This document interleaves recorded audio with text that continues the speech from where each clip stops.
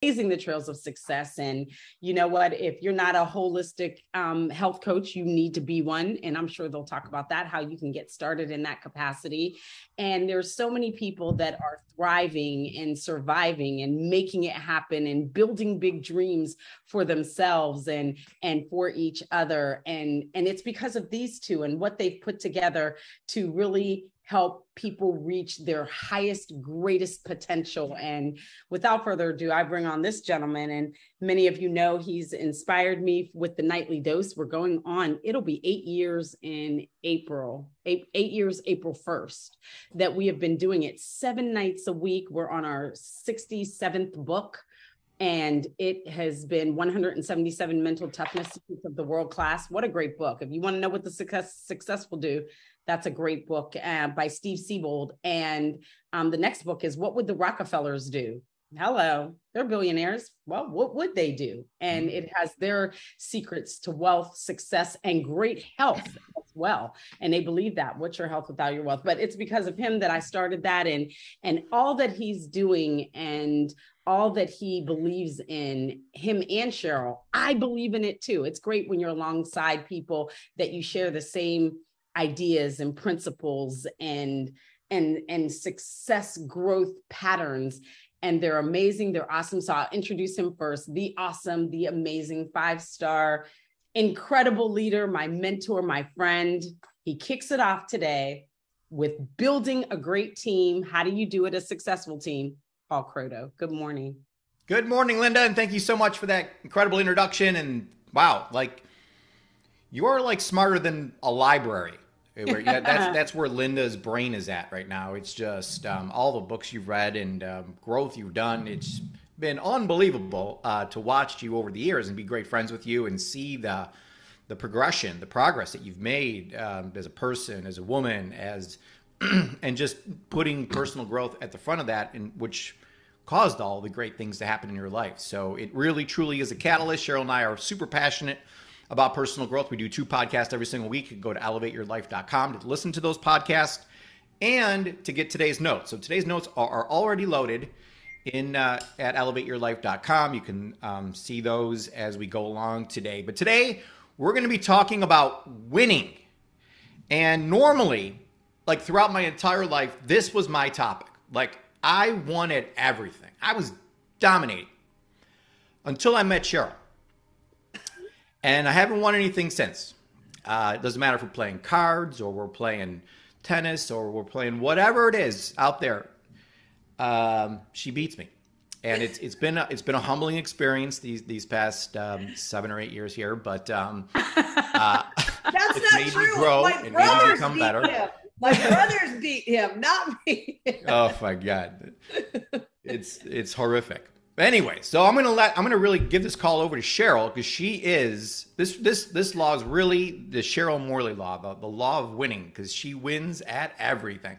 Oh my gosh, Paul, that is so funny. But first I have to say something about Linda. So every time I think about Linda, I think about that awesome quote that is, it's not the big things that you do every once in a while, but it's the little things that you do consistently every single day. And that to me, every time, like I hear, oh my gosh, I cannot believe how long you've been doing the Daily Dose. That is so, or not the Daily Dose, but reading at night, reading Nightly these Dose, books yeah. every single night. It's so amazing. And the Daily Dose, actually. I mean, it's so fantastic. And I know we talk a lot about consistency, which has been like one of the hardest things for me to master.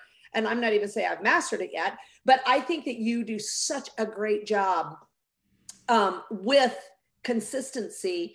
And I mean, just like Paul was saying, like the difference over, because everything compounds, right? That's what we talk a lot about too, is the compounding effect of being consistent. So yay to you, Linda, really so fantastic.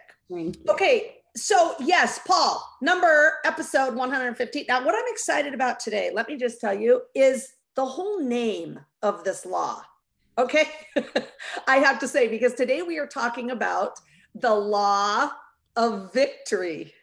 And I love the word victory. I think that I just love it. Like whenever I hear that word, sometimes you just hear a word that you're like, oh my gosh, it's so awesome. So we're really excited to talk to you about this law today. Again, it's law number 15 in the 21 Laws of Leadership. And it's all about leaders finding a way to win. That's what leaders do, right? We find a way to win. We find a way to help our teams win. So that's where it all starts, with the law of victory. And I love, and Paul makes me laugh. He always says things like, whenever he's playing a game or anything like that, he always says, listen, we don't just play to play, we play to win, right? And so you have to have that mindset. And I really do believe that it is a mindset. And what's interesting to me is I've always thought that everybody has that mindset, but that's not true. Not everybody does have that mindset, right? And so to really experience the law of victory, that's one of the things that we have to do. And then I love, Paul, who is it? It's Ed Milet, right? Yeah. When he told his little son. There's a really cute story. He told his son loves to play, or he was playing golf. And he was pretty good at it. But he would always mess around and just have a good time. And then and people would make fun of his son, like the other kids, and the dads would be like, well, why don't you go get the lunch for all the kids while my kids continue to practice and golf? And so finally he just went over to his son one day and he said, son, now I know that you like to have a good time and you like to have fun, but let me tell you, winning is more fun than fun is fun. And so then after that, then his son was like, oh, okay. And then really took off and started winning. Right. But I think that's that I always remember that little story because I do think that it's true. Right. And I'm not saying that we can win every single time, but I love the mindset of being a winner. Absolutely, Cheryl. And, what we're going to do is encourage you to think about this one thing while we're doing this class today. And that's, what is the one action you can do to become better at winning? So on each law, we ask this question. We're on the 15th law here. So we're reading out of a book called The 21 Laws of Leadership by John Maxwell. A brand new version just came out in June. So we're cruising through this here, and we are going to talk about the 7 keys to victory. Like, what does it really take to win? So Cheryl, what is number 1? What's the most important thing to win? Well, you have to have a vision that is clear. And we just talked about the six habits of highly successful people. And see clarity was number 1 that Brendan Burchard said. So it's kind of interesting that John says the exact same thing, this clarity thing. See clarity is number 1. Yep. You have to have the vision, right? And so our vision here is to help 1 million people elevate their life by 1% every single day. And I love that, Paul, because every time I look at that, it's like doable, right? Do you think about that. Do you think you can get 1% better today than you were yesterday? I mean, how hard is that? That's not hard. That's easy. To me, it sounds easy. 1% better. Like you're doing something in your life, just 1% better will make you better than yesterday. And I love that whole idea. And then we obviously, by becoming 1% better, the compounding effect starts to kick in after a little bit. Yeah, absolutely. We encourage you not just to have a vision for your team, but a vision for yourself. I mean, Cheryl and I talk about vision boards all the time, and you have to see where your life is going to be. I remember at the beginning of the year, I wrote a journal, and I at the top of the journal, I said December 31st, 2022. So I'm writing a journal a year ahead of when this day is actually going to be. So I'm getting that vision clear of how this year is going to go, and I do this every year. And not just the year, but my life. So it's so important to do that for your life and do it for your business so that you have that clear vision of that really moves you. We're going to talk about passion in a second here. But, Cheryl, we mentioned that your husband, Jonathan, is running for Senate. And, he's got a clear vision on what he wants to do. He's got a purpose that is, we're going to talk about, unquenchable. I mean, we should just talk about Jonathan in that segment because this truly is someone that has that clear vision and portrays that to everyone else on where we're going. Yeah, absolutely. And so vision is number one. Now, number two is that leadership is your responsibility. So you have to accept 100% of the responsibility for your team's successes and failures. And I know sometimes it's easier, I think, to accept the successes, but when things aren't going quite right, we need to say, hey, listen, let's look in the mirror. Let's see why are things not going the way that we want them to go? Why are things not exactly how they need to be so that we can all be successful together? So I think that's, and I think that's sometimes hard to, 100% accept, when things aren't going quite right. Yeah. Yeah. So while you were talking, Cheryl, it made me think of Jocko's book, Extreme Ownership. Mm-hmm. And he even takes it a step further. I mean, everything is his fault, and it was kind of interesting. I'm like, wow, you hear a lot in life and in society, people say, well, don't blame yourself. It wasn't you, stop blaming yourself. Well, the other side of the coin is that he took extreme ownership. He's like, everything's my fault. And you see a lot of the professional head coaches, the Buffalo Bills, unfortunately, just lost this past weekend. And the first thing the head coach gets up there and says, all my fault. Now there's 52 guys that are on the field. He wasn't even on the field, playing. My fault. I didn't get him ready. I didn't get him prepared. So when you take that, as soon as you take that ownership, you're basically saying to yourself subconsciously that I can affect the outcome some way. Once you say that, it's somebody else's responsibility, you've just given up all control of that. And in every situation that I've come to, and Cheryl, that I see there was always something small I could do to affect the outcome or the result that we're going after. Right. And I think once you do that, it frees you up to make the decisions to move in the right direction. Right. Because when you're like, oh, it's not my fault. Oh, I can't do anything about it. What are you doing? Why aren't you doing it the right way? Then you can't, then I think it's much, much harder to solve the problem and to come together as a team and make it happen. So I just love that. Yeah. So number three is a good one, Paul, and it always reminds me of you. So you have to talk about number three. Well, when you have the mindset that losing is unacceptable, this is not going to happen. And Cheryl and I love watching tennis, and you just see the great people. They're down a set or two, and the great players say, I'm not losing today.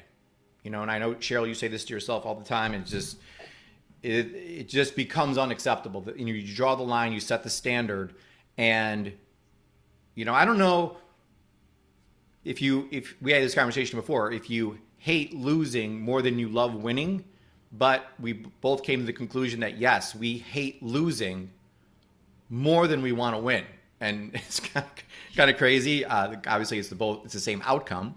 But there's just no way we're going to lose. Michael Jordan, when he was on the court, no way we're going to lose. And just has that effect on the team. You see this with any great sports team where there's a great leader on the team and you got a lead that, or whether you got a lead or you're falling behind, there's just no way we're going to lose this. So we're going to come back and we're going to win this, or there's just no, we're up a little bit. There's no way they're going to catch us. Yeah. And I think that there's a real parallel between sports and business. Yeah. I really do. Owning your own business and because a team's a team, right? You can have a sports team, you can have a team in business. And I think to look at it that way is super important. Okay. So number 3 was losing is unacceptable. So number 4 is that your passion is unquenchable. And I love that because look, if you have passion, I really believe that passion all starts with a very powerful purpose, right? So what is your purpose? Do you know what your purpose is? Because once you have that purpose, I think it all like kind of goes hand in hand. So then you get super passionate about your purpose and I really do believe, Paul, that it really is about, for me anyway, and I think for a lot of us on this call, it is about helping other people, right? I mean, that's really what we have been able to do over so many years. And so I just think you get more and more and more and more passionate about it as the days go on. Yeah, absolutely. Passion definitely comes from purpose, and there's no better person to demonstrate that than Dr. Wallach. I mean, here's a guy that has a purpose, and his passion's unquenchable. I mean, he's 24/7, even to this day. With the purpose in his mind that we're going to save lives, we're going to expose the truth. What's going on out there. I mean, dead doctors don't lie. That's his message, and that's the message that he gets out to the world every single day. And that is just keeps that purpose brings the passion out of him. So if you don't feel like you're a super passionate person, it's finding your purpose. Like, what do I really want to do with my life? And what's my purpose here? Living that purpose-driven life is just amazing. That's why Cheryl and I love doing these daily dose calls every month. I mean, we come on here and we feel like this is our purpose. This is why we exist. This is why God put us here, was to be doing these kind of podcasts or in these kind of classes. So, but also there's, Michael Jordan was gone for 2 years from basketball, couldn't take it anymore. My passion's unquenchable, came back, won 3 more championships. Michael Phelps was gone for a year out of the pool, said, I can't take this anymore, went back. Tom Brady was gone for like 2 days. I think he retired for, or 2 months, whatever. It wasn't long. And then he's like, no, I'm not retiring. I'm coming back. So talk about, people that have a passion that's unquenchable. Those are the great examples out there, and that has to become you as well. Number 5, Cheryl. Creativity is essential. And, this is just about, I think, thinking outside of the box. That's a good way. And it's all about just finding new ways to help your team succeed. That's what it's about. Yep. 100%. And it's always coming up with new ideas all the time, which is the key. Number 6, quitting is unthinkable. So whenever I buy a new dictionary, I literally go in and cut the word quit out, or can't. Those are the 2 words I can't stand. I just use the word can't, though, in that sentence. Removing the word quit from your mind is super important. It does not exist in the world of great leaders. So I love this quote by Vince Lombardi. He says that quitters never win and winners never quit. So if there's ever a day or a moment that you feel like quitting, you got to push that out of your mind. There is no quitting. Yeah, that's one of my favorite things to always think about. And I think no matter how hard it gets, I think having that purpose and that passion also help you get around this whole idea of quitting. And if you just start out with, I am not quitting ever, I think that then you're like 99% of the way there. Yeah. Number 7, Cheryl, is super great. It's commitment. Commitment is unquestionable. So, we look at the businesses we're running here as health coaches, and you never want to be able to give somebody a reason to question your commitment. I make sure that, and Cheryl and I both make sure purposely we don't understand the law of the picture. We understand that everyone's watching us. So we set the pace. We set the example. We're always in the front. And, it's no one is ever going to question Cheryl's commitment to this. I mean, she's 24/7. I'm 24/7. So that's the one thing that we really, really focus on, is making sure that nobody in the world can ever question our commitment to Dr. Wallach's crusade. Yeah, absolutely. And Paul, we're going here on 27 years. So, so commitment is essential. And we know that if you follow these 7 keys, then victory really is inevitable for you and for your team. But I'd love to talk a little bit now about what does it specifically mean to win as a health coach? And we wanted to talk a little bit about this because of the importance of, kind of really getting that in our minds. And we really believe that to win as a health coach, we are talking about your sales or volume going up, right? So that's what we're talking about as a health coach, you winning or experiencing victory. Absolutely. It's about influencing people to take the 90 essential nutrients and the add-on products. You know, we follow the health evaluation system. We know that the 90 is the center of the sunflower, and that the 90 is great, but everyone's got some problems, is one thing we've learned from the health evaluation system. Or two. Cheryl, you just did a health evaluation on a woman yesterday, your age exactly, and she scored, what was it, a -4 or 6 or something? Yeah. I mean, and you thought she looked pretty healthy from the outside. Yeah. Oh yeah. So it's just amazing. And so, you know, sometimes people look at sales, whatever business you're in, as something that's bad. And I don't know where they get what meaning they put behind it. Remember that for every thought we have, there's a meaning we're giving to it, and then emotion that follows that. And the real meaning and the emotion behind sales is, you know, this is the only way to get people healthier. You know, if you don't get them on the 90 and the add-ons, they're going to suffer and die. It's as plain as that.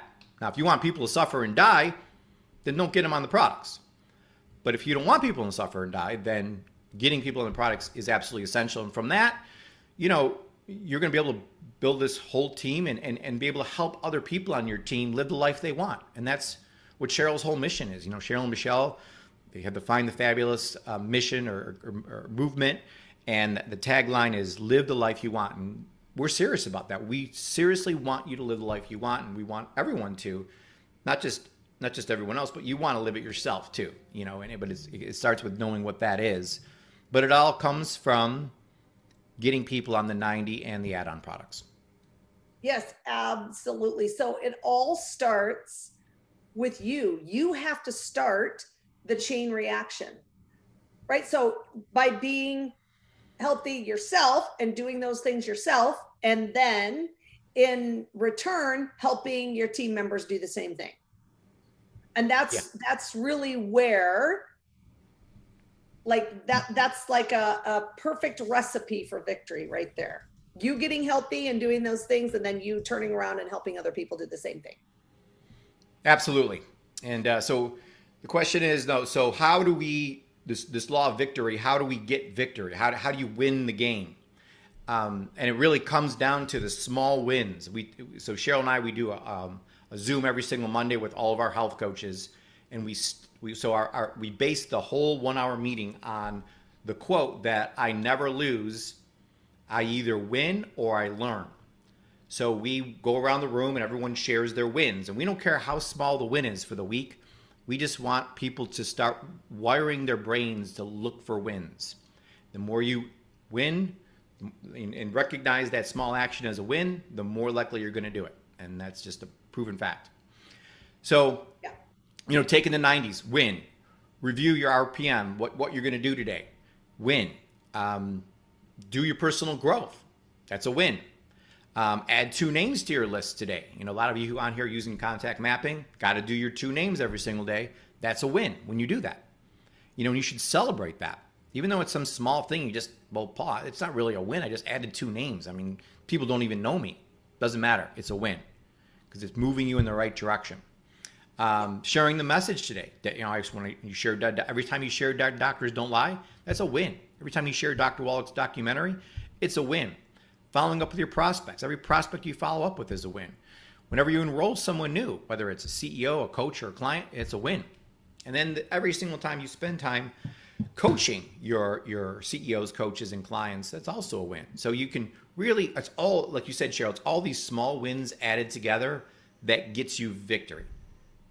Yeah, well, and I love that. And the interesting thing is you guys, we all every single one of us have little wins throughout the day, but I think that it's so important to start realizing that they are small wins, right? Because I can tell you, I bet you this happens for all of us. So we have tons of wins all day long. We don't even think about them. We have one mistake or one problem, and it's the only thing we focus on, right? So no, and I love this idea of really saying, hey, good job, my gosh, to yourself, to your teammates, to, to people that you may not even know that well. But, congratulations, good job. I think it's so important to really realize the small wins that we do have and to focus on those so much more than on, on something that might go wrong or an obstacle that might be in your path. Yeah, absolutely. So after Cheryl did such a great job of talking about winning and wins, we're going to move on to homework. And this first assignment here is going to be difficult. It's going to be something maybe that you don't feel like you're winning.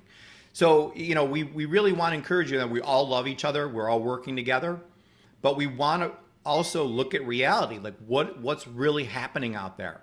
Is my team winning? So on a scale from 1 to 10, you have to ask yourself, 10 being we are dominating the whole world. I mean, my volume's going up 30, 40, 50% every single month. It's doubling all the time. People are getting healthy. Things are going great. I mean, it's just a well-oiled machine. Things are going on, got momentum going. It's unbelievable. That's winning. Now, if that's not you and your team, you're going to be something less than 10 then. Hey, 5 is average. We're doing okay. We're not going down at all. Our volume's never going down, but we're not going up either. We're kind of losing a few, gaining a few, that kind of thing.